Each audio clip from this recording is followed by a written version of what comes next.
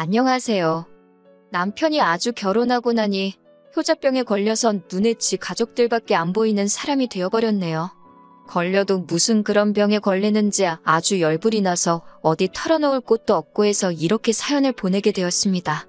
장남하고는 결혼하는 게 아니라는 말을 듣기는 했지만 저는 그게 다들 그냥 하는 소리이지 설마 진짜라고는 상상도 한 적이 없었습니다. 결혼 전에는 시댁이 서울인데도 혼자 지내는 게 편하다고 방 구해나와 자취생활을 했으면서 언제부터 그렇게 챙겼다고 어머니 아버지 하면서 세상 둘도 없는 효자가 돼버리더라고요. 결혼 전에도 그렇게 잘했으면 제가 말이라도 안 하는데 결혼하고부터 저러고 있으니 어이가 없는 겁니다. 처음에는 별게 아니었어요. 제가 사연 같은 것 자주 찾아서 보고 들으면서 다들 크게 문제 삼던 대리호도 문제가 있었는데 못해줄 정도는 아니었습니다. 안부 전화를 꼭 저한테 시키더라고요. 한두 번이야 해주는 게 문제가 되지는 않았어요. 며느리니까 무조건 하기 싫다고 빼는 것보다 제가 먼저 드리는 게 더 좋다고도 생각했습니다. 시자 들어간다고 제가 과민 반응하고 그러면 오히려 시부모님이 친정부모님을 나쁘게 생각하실 수도 있다고 생각했거든요. 그래서 남편이 처음에 안부 전화를 제게 드리라고 했을 때도 저는 제가 하겠다고 했어요. 그런데 제가 하겠다고 한 건 제가 알아서 잘하겠다는 말이었는데 남편은 틈만 나면 저한테 와서 시부모님한테 안부 전화 드렸냐 하면서 꼬치꼬치 캐묻는 겁니다. 처음에는 내가 알아서 드릴 거다. 신경 쓰지 않아도 된다 몇 번을 말했지만 몇 번을 말해도 못 알아먹는 건지 아니면 제가 전화를 자주 드린다고 드리는 게 지성에 차지 않는 건지 저를 계속 닥달하더라고요. 어떤 날은 아침에 눈 뜨자마자 전화를 드렸냐 물어보고 씻고 나와서 물어보고 아침 먹을 때 물어보고 그렇게 눈 마주칠 때마다 물어보니 오기가 생겨서 전화를 더 드리기 싫어서 일부러 안 했어요. 그랬더니 저녁에 지 혼자 폭발을 해버린 겁니다. 왜 시부모님께 안부 전화를 안 드리냐면서요. 내가 알아서 한다는데 당신이 그러면 나는 더 하고 싶지가 않다고 솔직한 마음을 이야기했습니다. 그랬더니 시부모님께 안부 전화 드리는 걸 네 기분 따라 하냐고 하면서 아주 입에 개거품을 물더라고요. 듣다 보니까 짜증이 나서 너는 장인 장모님한테 따로 전화라도 한 통 드리냐고 했더니 아주 개거품 물던 게 쏙 들어가고 아무 말도 못하더군요. 안 그래도 얼마 전에 친정아버지한테 사위는 잘 지내냐고 통 연락이 없어서 그런다고 서운하다는 듯이 전화를 거셨던 적이 있었거든요. 지는 하지도 않는 걸 저한테 자꾸 하라고 하니 어이가 없어서 한마디 했습니다. 자기도 면목이 없는지 아무 말도 못하고 있다가 뭐가 짜증이 났는지 방문을 부서져라 닫아버리고 방에 들어가더라고요. 저도 참을 만큼 참은 것 같아서 방으로 따라 들어가서 지금 뭐 하는 거냐고 따졌어요. 자기가 잘한 거 하나도 없고 할 말도 없는 걸 아는지 그냥 대답도 못하고 어금니만 꽉 깨물고 있더라고요. 저도 더 길게 들어줄 것도 없고 더 말해봐야 제 입만 아픈 것 같아서 이제 시부모님한테 안부 전화 안 드린다고 했습니다. 안부 전화 드릴 거면 네가 직접 드리라고요. 나는 내 부모님한테 할 테니 너는 너네 부모님한테 하라고 했어요. 그랬더니 남편이 그건 아니지 않냐고 하면서 그제서야 말을 꺼내더군요. 뭐가 아니냐고 했더니 시부모님한테 제가 전화를 드리는 게 맞다고 하는 거예요. 어머님 아버님이 아들 목소리 듣는 게 더 좋지 며느리 목소리 듣는 게 더 좋겠냐고 하니까 저보고 생각을 해보랍니다. 여태까지 며느리가 안부 전화를 하다가 아들인 자기가 안부 전화를 드리면 시부모님이 생각하기에 아들이 마누라 이겨먹지도 못하고 잡혀 사는 줄 알지 않겠냐고 하시는 거예요. 그러면 시부모님이 아들이 잡혀 사는 것 같아서 얼마나 마음이 아프겠냐고 그러니까 부모님 기분을 위해서라도 제가 안부 전화를 드려야 한다고 하는 겁니다. 차라리 설명이라도 똑바로 했으면 드러나 주겠는데 겨우 그딴 이유로 제가 시부모님한테 전화를 드려야만 하는 거라 생각하니 더더욱 하기가 싫어지더라고요. 그까짓 게 이유였냐고 세상 무슨 일이 있어도 두 번 다시 안부 전화는 내가 먼저 드릴 일 없다고 소리를 쳤더니 그제서야 깨갱하고는 알겠다고 했습니다. 그 뒤로 정말 전화를 아예 안 드린 건 아니에요. 그래도 제가 의무적으로 시부모님께 전화를 드릴 필요가 없다고 생각하니 전화하는 제 입장에서도 마음이 한결 가볍더라고요. 뭐 그런저런 사소한 문제로 다툼이 잦기는 했지만 여태까지 효도 한번 진짜로 해본 적 없는 남편이 억지 부리는 일 말고는 큼직한 사건은 따로 없었습니다. 그러다 작년 일이었어요. 그때는 방역이 지금보다 훨씬 빡빡했잖아요. 그래서 확진자가 되면 조금 죄 지은 듯한 분위기였었고 확진된 사람 보는 걸 다들 신기하게 생각했었죠. 아무튼 저희 시어머니께서 밀접 접촉자가 되셔가지고 검사를 받았는데 양성이 나오고 말았습니다. 시댁은 난리가 났고 어머님은 격리에 들어가게 되었어요. 그런데 남편이 그날 저녁에 저한테 난데없이 회사에 휴가를 내라고 하는 겁니다. 그래서 갑자기 휴가는 웬 휴가나고 지금이 어디 놀러 나갈 분위기냐고 한마디 했더니 저보고 생각이 있냐 없냐 하면서 따지더군요. 무슨 말을 하려는가 봤더니 저보고 회사를 휴가를 내고 시댁에 가서 어머님 격리수발을 들라고 하는 거예요. 아버님이 혼자서는 라면도 못 끓여 드시는 분이라고 어머니가 집에서 격리 중이시라 방 밖으로 못 나오시니 제가 그 집에 가서 아버님 식사도 챙겨드리고 어머님 드시게 죽 같은 것도 끓여주고 하라는 겁니다. 어머님이 빨리 완치되시려면 환경도 좋아야지 않겠냐며 청소기 같은 것도 돌릴 사람이 필요하지 않겠냐 하는 거예요. 진짜 제 옆에 몽둥이만 있었으면 들어다가 남편을 흠씬 두들겨 패줬을 거예요. 세상에 헛소리를 해도 정도가 있지. 진짜 농담이 아니고 저를 시키려고 하는 건가 싶었다니까요. 그런데 애석하게도 남편은 정말 진심이었습니다. 아버님을 굶길 수 없지 않느냐. 어머님도 좋은 거 드시고 해야지 빨리 완치되지 않겠느냐 하면서 제가 하루라도 빨리 휴가를 낼수록 두 분이 고생하는 시간이 줄어든다고 하는 겁니다.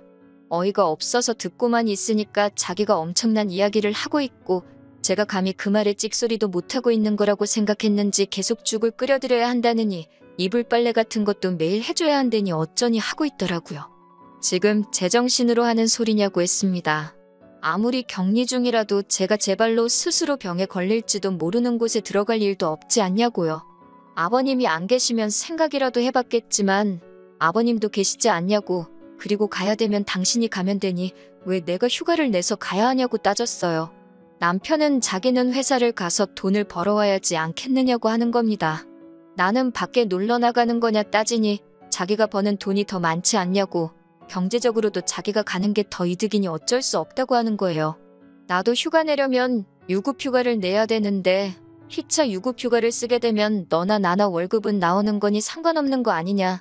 내가 거길 왜 가야 되느냐 했더니 또 그제서야 아무 말도 못하는 겁니다. 결국에는 지가 휴가를 내고 격리수발을 들러 가더라고요. 그런데 웃기는 건 시어머니께서도 남편한테 제정신이냐고 옮을지도 모르는데 여기가 어디라고 오냐고 한마디 하셨다고 하더군요. 나라에서 격리한다고 먹을 것도 다 보내주는데 네가 걱정할 게 뭐 있냐고요. 그러고선 잔뜩 혼나가지고 돌아와서 한다는 말이 역시 자기 말대로 지가 아니라 제가 갔어야 했다는 겁니다. 어머님이 옮을까봐 집으로 돌려보낸 거 아니냐고 뭔 소리를 하는 거냐고 했더니 자기가 아들이니까 당연히 그러실 수밖에 없다는 거예요. 며느리인 제가 가면 고맙다고 말했을 거라고요.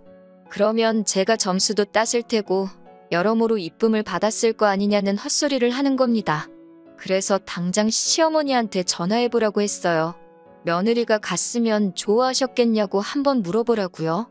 남편은 자신만만한 듯 전화 한 통 했다가 어머님한테도 아주 정신 빠진 놈이라며 기어이 한 소리를 더 듣더라고요. 며느리는 안 옮겠냐고. 안 그래도 열이 올라서 몸이 힘들어 죽겠는데 아들 자식이라고 하나 있는 게 아주 엄마 열을 올려서 어떻게 잘못되는 꼴을 보고 싶어서 그러는 거냐고 한참 잔소리를 하시더군요. 그러더니 어머님이 전화 바꿔달라고 하셔서 저를 바꿔줬는데 남편이 헛소리한 거 대신 사과한다고 하면서 부모 생각에 정신이 나갔나 보다 하고 미안하다 하시더라고요. 어이는 없었지만 그래도 시어머니 덕분에 기분이 한결 나아졌습니다. 그래도 작년까지는 어이없는 사건 사고가 많기는 했지만 남편이 하는 말에 되받아치면 쩔쩔매면서 어떻게 이겨내지 못했어요. 자기가 잘못했다는 것 정도는 깨닫고 결국에는 제가 시키는 대로 하거나 포기를 하거나 했었죠.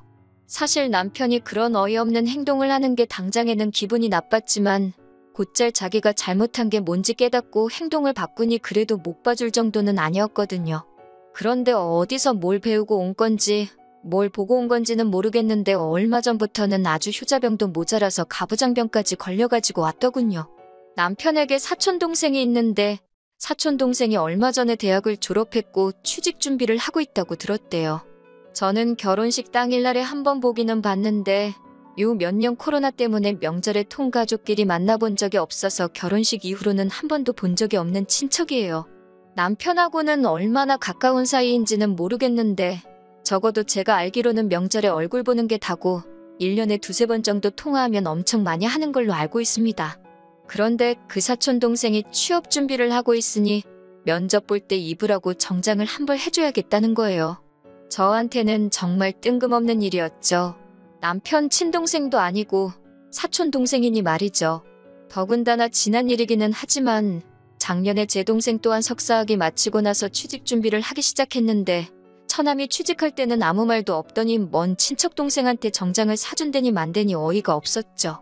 남편한테 친척 동생 말고 친형제 자매가 있었는데 둘 다 취직은 했지만 친척 동생 취직에 저 정도면 지 동생들 시집 장가갈 때는 뭘 해주려고 할지 감도 안 잡히더라고요. 그리고 제 동생은 취직 금방 했어요. 관련 학위가 있으니까 요즘같이 취직하기 어렵다는 취업시장에서도 여기저기서 모셔가려고 난리가 났었거든요. 그래서 정장도 딱히 필요 없었고 지금도 사복 입고 출근하는 분위기 좋은 회사로 가서 일하고 있습니다.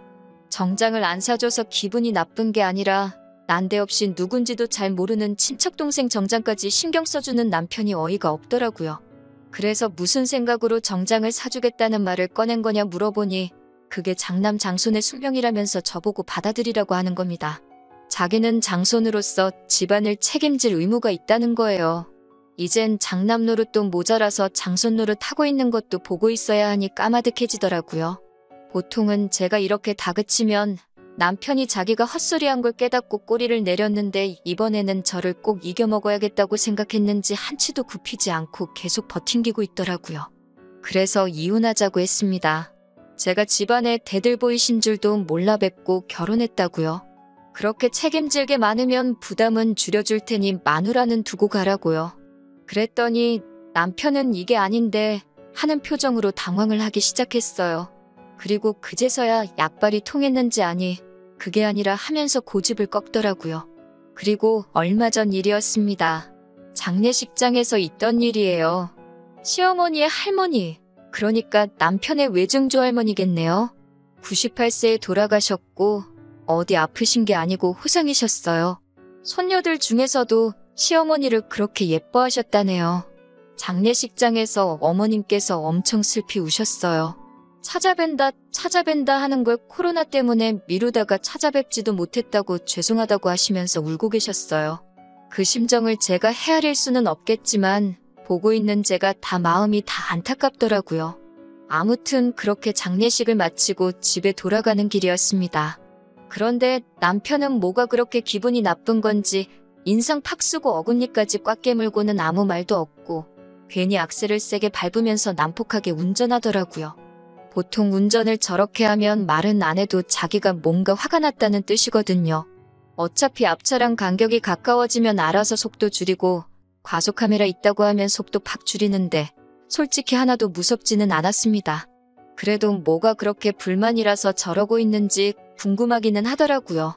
말도 안 되는 억지를 부릴 것이 뻔했지만 한번 물어는 봤습니다. 그런데 남편은 저보고 어떻게 사람이 그럴 수가 있냐면서 저한테 진짜 실망을 했다고 하더라고요.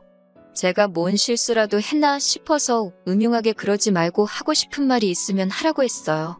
그랬더니 한다고 하는 말이 글쎄 외증조 할머니 장례식장인데 어떻게 증손주 며느리인 제가 안 울 수가 있냐고 하는 거예요. 정말 웃기지도 않아서 콧방구조차 나오지가 않더라고요. 세상에 여태까지 온갖 억지를 다 들어봤어도 이런 억지는 처음이었습니다. 외증조 할머니를 잃은 건 안타까운 일이에요. 남편의 가족이고 어머님의 할머니셨으니 말이죠. 그런데 시외증조 할머님은 저희 결혼식 때는 다리가 불편하셔서 참석을 하지 못했고 그 이후에도 어머님 말씀대로 저희가 찾아뵈려고 해도 기회가 되지 않아서 찾아뵌 적 한 번도 없습니다. 제가 남편과 연애하던 시절부터 결혼하고 나서까지도 저는 시외증조 할머님을 실제로 만나뵌 적이 한 번도 없고요. 정말로 돌아가신 건 제 힘으로 어떻게 할 수 없는 일이기도 하고 슬픈 것도 이해를 하지만 제가 얼굴 한번 뵌 적 없는 시외증조 할머님을 위해 눈물을 흘려야 할 이유는 하나도 없다고 생각하거든요. 실제로 울었다면 그건 가짜 눈물이었겠지요. 그래서 남편한테 내가 그 자리에서 왜 울었어야 하느냐, 나는 실제로 만나뵌 적도 한 번 없으신 분이지 않느냐고 다시 되물었습니다. 그랬더니 남편이 우리 엄마 그 자리에서 대성통곡을 하시는 걸 못 봤냐고 하면서 며느리라고 하나 있는 건데 가족들 다 있는 자리에서 우리 엄마가 얼마나 민망했겠냐고 하는 거예요. 듣자 하니까 계속 들어줄 수가 없더라고요. 그래서 집에 도착해서 다시 2차전을 시작했습니다. 당장 증손주인 너가 울지도 않았는데 며느리인 내가 울었어야 하는 게 맞냐고 따지니 자기는 남자 아니겠냐면서 우리 증조할머니가 남자는 눈물 흘리는 거 아니라고 하셨다며 자기는 할머니를 위해서 일부러 눈물을 참은 거라고 하는 거예요. 정말 더는 남편이 하는 말을 들어줄 수가 없더라고요. 시시비비를 가리자고 아직 슬퍼하고 계실 어머님께 전화를 드리는 것도 예의가 아니라고 생각해서 2주일 동안은 기다리고 어머님 직접 찾아가서 한번 이야기해보기로 했습니다. 시어머니가 원하는 며느리상이 뭐고 정확히 시시비비 가려서 한번 짚고 넘어가자고요. 그렇게 2주라는 시간이 흘렀습니다. 남편하고는 그 2주 동안 말도 한마디 섞지 않았어요. 어머님 댁에 도착해서 단도직입적으로 물어봤습니다. 남편이 그날 제가 얼굴 한번 뵌 적 없는 분을 위해 눈물을 흘렸어야 한다던데 그런데 제가 그러지 않아서 어머님이 그 자리에서 체면을 구기셨다는데 어머님도 정말 그렇게 생각하시냐고 여쭈어 봤어요. 예전에도 병간호 문제로 한번 남편을 꼬집어 주신 적이 있으니 이번에도 당연히 그러실 거라 생각했는데 어머님도 충격적인 말을 하시더군요. 눈물 이야기를 하는 게 아니라 저보고 우리 아들 기를 너무 죽이는 거 아니냐면서 한두 번은 좀 맞춰주면 안 되냐고 하시는 겁니다. 가장이 가장다운 맛이 있어야지 여자가 그렇게 꽉 잡고 사는 것도 보기 좋은 게 아니라고요. 그것도 사실 어이가 없었습니다. 저는 남편을 꽉 잡은 적이 없어요. 오직 남편이 이상한 헛소리를 하면서 저한테 시가족을 위한 희생을 강요할 때마다 저는 너가 하지도 않는 걸 내가 왜 해야 하냐는 식으로 반박을 했던 것밖에 없었어요. 그런데 어머님이 그렇게 나오니 그 부분이 배신감도 크고 어이도 없었습니다. 아무리 팔은 안으로 굽는다지만 남편이 잘못한 부분은 확실히 한마디 해주시는 분이라 생각을 했거든요. 알고 봤더니 올해쯤부터 남편이 억지를 부리고 웬만해서는 고집을 굽히지 않게 된 이유도 시어머니한테 있었습니다. 어머님은 자꾸 남편이 저한테 져주기 때문에 제가 기고만장해서 남편 무서운 줄 모르고 기어오른다는 식으로 가스라이팅을 하고 계셨던 거예요. 남편은 그 말만 믿고 기선제압을 하겠다고 얼마 전부터는 그렇게 고집을 꺾지 않으면서 강하게 나왔던 것이었고요. 어머님까지 가세하니까 남편도 기가 살아서 너는 성격이 어쩌네 저쩌네 하면서 자기가 맞춰주니까 이만큼 사는 거지. 다른 사람이었으면 넌 벌써 이혼당했다며 한마디 하고 있고 어머님은 어머님대로 제가 남편 기를 죽이고 있으니까 가정이 평화롭지 않은 거고 기강이 서지를 않는 거라고 하시면서 잔소리를 하셨어요. 듣다 보니까 제가 정말 잘못한 것 같더라고요. 남편 기를 죽이고 어머님 체면을 구기고 정말 저는 최악의 며느리였던 것 같아요. 그래서 이혼하겠다고 했습니다. 저는 이 집에 어울리는 며느리가 아닌 것 같다고요. 남편이 다시 길을 펴고 그리고 시가족들 대소사 다 챙기면서 아낌없이 모든 걸 다 줄 수 있게 남편을 어머님, 아니 시가족들의 품으로 돌려드리겠다고요. 남편은 이제부터 집안을 이끌 기둥이자 대들보로 살 수 있게 놓아드리겠다고 했어요. 결혼은 반반 결혼했지만 혼수의 리모델링까지 그 비용은 전부 친정 쪽에서 다 했으니 집은 제가 가져가겠다 했어요. 집 살 때 보태주신 돈만큼만 돌려드리겠다고 하고 위자료 얼마 되지도 않는 것 때문에 소송하는데 헛비용 쓰기 싫으니 그냥 협의 이혼 해달라고 했습니다. 이혼 안 해주면 얼마가 들던 간에 변호사 구해서 제가 받아낼 수 있는 위자료는 최대한을 받아낼 테니 피차 서로 돈 아까울 바에 그냥 협의 이혼 해달라고 했어요. 그리고 저 혼자 집으로 돌아와서 비밀번호 바꿔버리고 이틀 뒤에 이삿짐 센터 불러서 남편 짐만 따로 챙겨다가 시댁으로 보내버렸어요. 자기 짐을 받고 그제서야 남편은 잘못했다고 결혼생활 처음으로 저한테 사과를 하더군요. 그동안은 사과 한 번 없이 그냥 제가 하라는 대로 했는데 이번에는 자기도 얼마나 사태가 심각한 걸 느꼈는지 하루 종일 연락해서는 미안하단 말 말고는 다른 말을 하지 못하더라고요. 솔직히 어머님도 같이 미안하다 한마디만 해주셨으면 남편의 사과를 받았을지도 몰라요. 자존심 싸움 하려는 건 아니지만 어머님께서도 정말 제가 잘못한 거라 생각하시는지 미안하다는 말씀을 따로 안 하시더라고요. 그렇게 고집 부리다가 결국엔 이혼을 하게 되었네요. 끝끝내 합의를 안 해주시는 바람에 소송하는데 기간이 걸리긴 했지만 얼마 안 되는 돈이라도 위자료 몇 푼이라도 뜯어냈으니 속은 후련합니다. 가족을 아끼고 사랑하는 건 당연한 일입니다. 하지만 다른 사람, 특히 배우자한테 자기 가족을 향한 사랑을 떠넘기거나 강요하는 건 정말 해서는 안 될 일이라고 생각해요. 적어도 제가 먼저 스스로 나서서 했던 걸 인정해주고 조금이라도 고마워하고 그 고마움을 제 가족들에게 표현 한 번만이라도 해줬었다면 그러면 이혼까지는 하지 않았을 수도 있네요. 이제는 다 지나간 일이기도 하고 저도 오히려 이혼 후에 홀가분하게 잘 살고 있으니 이렇게 된 게 차라리 100번은 더 잘된 일이라고 생각합니다.